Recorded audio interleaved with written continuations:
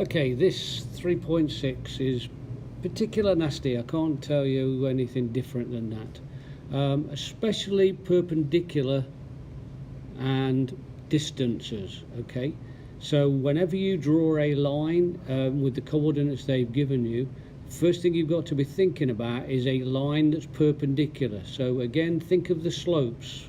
M1 times M2 must equal -1. So you are doing the negative inverse of the first slope to find the second. Okay, being as we've done some construction, obviously any questions that's talking about construction, we're going to miss out on this section because we've done it previously.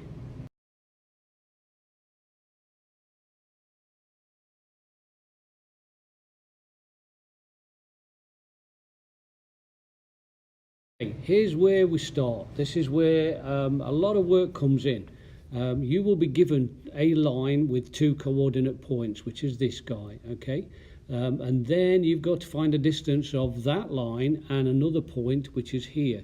But the one thing you've got to remember is that the two lines must intersect at right angles. They must be perpendicular. Well, let's have a quick look at the steps. Step one. You are actually finding the equation of the line, okay, the original line, and that's the -5,3 and the 4,6. You are then coming up with a final equation, y equals mx plus b. Secondly, you're going to do exactly the same with the intersecting line. You know what the slope is with this, it's -1. The slope for the new line would be +1, and you're going to use the point 2,4 to get your second equation of the line. So now you've got two equations, the two lines that intersect. You've got to find out where they intersect, and it's solving systems, so you're going back to there. But the one good blessing is you know that both of the equations is y equals. You can set them equal to each other, or you can add them together. It's entirely up to you. But once you've got the point, you then can find the distance of the new point. So this is where your two lines intersect, and you were given the original point, and those 2 points, which was 2,4 and -2,0, it's the distance formula. Okay, and again, be careful, because if it says find the distance, sometimes you can use your calculator and use the distance formula and come up with a number, or depending on the question, it's going to be in its simplified radical form. Remember to check the questions. So here's question number 4. You know that there is a line between these two, somewhere along the line you've got to find out what the slope is and what the equation of that line is. Okay, so if you do 3 minus 0 over 4 subtract -2, you're going to finish up with 3 over 6, which is going to give you your M1, remember, is a half. So now you know the slope of M1 is a half. You can use that and plug it into the y equals mx plus b. Okay, and you can use any point, it doesn't really matter. I'm going to use the 4, 3. So what have you got there? You've got 3 equals the half, which is the slope you've been given. You know x is 4 plus b. So 3 equals 2 plus b. So b must equal 1. Okay, so you can make the equation of that line. So it's y equals a half x plus 1. You've got the first equation of the first line. Okay, let's go to the second equation. We know the slope of M1 was a half, so M2 must be -2. And you know it's got to go through 310. So again, y equals mx plus b.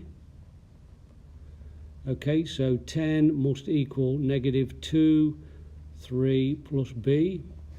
So 10 must equal -6 plus b. So b must equal 16. Put it all into an equation, y equals -2x plus 16. Okay, so here's our two equations. You've got a half x plus 1 equals -2x plus 16. You can do this either way. You can either use solving systems by, I'm using substitution, or you can do it by elimination. I'm going to add 2x to both sides, so 2.5x plus 1 equals 16. Subtract 1 from both sides, 16, not 17. 2.5x equals 15. So x equals 15 divided by 2.5. You will find that x equals 6. I'm going to plug it into this. So y equals negative 2 times 6 plus 16. That's y equals, I should say. So y equals negative 12 plus 16. So y equals 4. So our coordinate is 6, 4. And that's where the two lines intersect. Okay, so here's our two coordinates now. Now we need the distance formula. Remember, it's x2 minus x1 squared plus y2 minus y1 squared. And don't forget to square root everything. So if you look at this, you've got the square root of 6 minus 3 and square it, plus 4 minus 10 and square it. 6 minus 3 is going to be 9, so you're going to do the square root of 9 plus 4 minus 10 is negative 6. Negative 6 squared is going to give you 36. So you're going to finish up with the square root of 45. And again, depending on what the question says, if you simplify it, well, 9 times 5 is 45, so it will be 3 root 5. Or 6.7 units. We don't know what the units are, but units as far as the question is concerned. So depending on what the statement is asking to, whichever answer you need, but it's either going to be 3 root 5, 6.7.